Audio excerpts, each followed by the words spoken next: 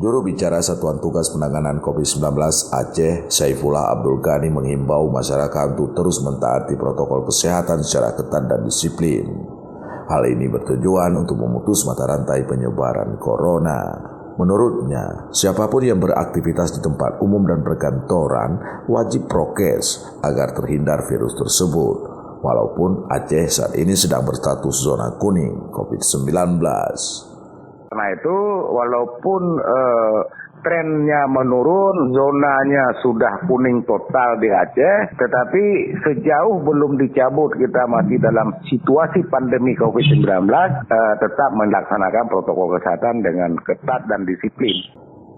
Jubir Satgas Penanganan COVID-19 Aceh, Saifullah Abdul Ghani menambahkan, tim Satgas COVID-19 akan menindak tegas siapapun masyarakat yang melanggar prokes tersebut. Seluruh titik perkumpulan warga akan dirazia, seperti kedai kopi, pasar, tempat bermain anak-anak, objek wisata, dan beberapa tempat lain. Dari Provinsi Aceh, Erwin Jalaluddin melaporkan untuk KBR.